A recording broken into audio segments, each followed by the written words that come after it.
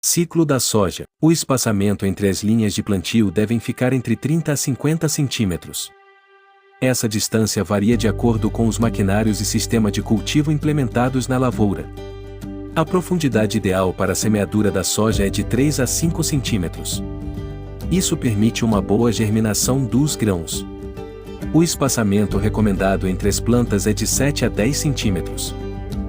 O estágio vegetativo da soja se inicia em VE, que é o momento de emergência da plântula.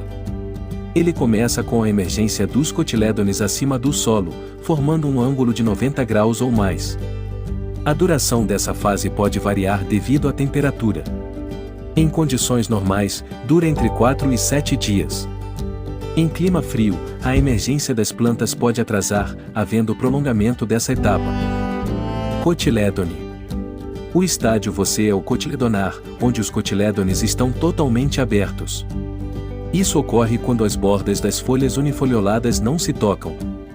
Esta fase dura entre 3 e 10 dias.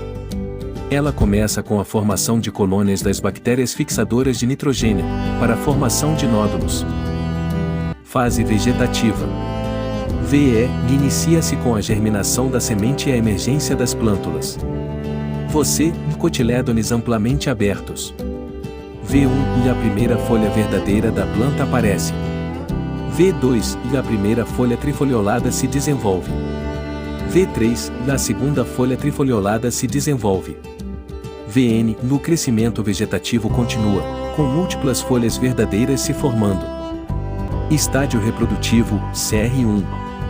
Cerca de uma semana antes do florescimento, as gemas axilares da parte superior da haste aparecem fechadas e começam a desenvolver o agrupamento de flores, chamados de cachos. As flores se inserem em vários níveis do eixo comum, dando origem às vagens que ficam presas a elas e ao primeiro estágio reprodutivo marcado pelo florescimento. R2. Florescimento nos últimos nós da haste, folhas plenamente desenvolvidas. R3. Marca um período rápido e de constante acúmulo de matérias secas e de nutrientes pela planta, dando surgimento às vagens até seu desenvolvimento por completo. R4.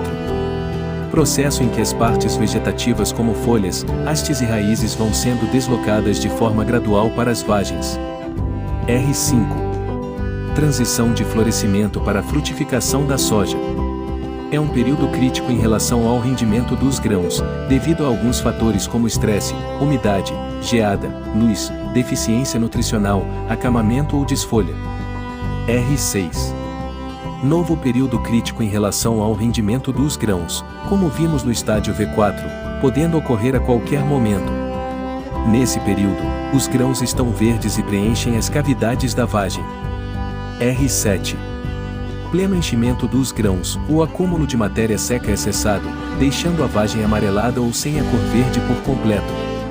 Nessa situação, os grãos apresentam um teor de umidade entre 30% e 50%. Maturação plena, onde 95% das vagens já se encontram maduras. A colheita pode ser realizada entre 5 e 10 dias se as condições climáticas forem favoráveis, sem chuvas. Assim, o teor de umidade fica entre 15% e 13%, ideal para a colheita. Os cuidados neste momento são em relação ao maquinário, como na regulagem da colhedora e velocidade de colheita. A colheita da soja é realizada quando o grão ganha maturidade fisiológica, ou seja, quando ele deixa de transportar nutrientes da planta e passa a acumular matéria seca. Essa é uma etapa que exige grande cuidado e atenção, afinal, a soja pode facilmente se perder ao ser exposta a condições climáticas adversas. Nesse estágio de maturação também, os grãos ainda estão extremamente úmidos, e nas plantas, há a presença de ramos e folhas verdes que impossibilita a colheita mecanizada da soja. A Embrapa Soja aconselha que o momento da colheita aconteça quando o grão apresentar entre 13% e 15% de umidade, observando seu desenvolvimento nos dias anteriores à colheita, logo que o clima influencia nesse aspecto.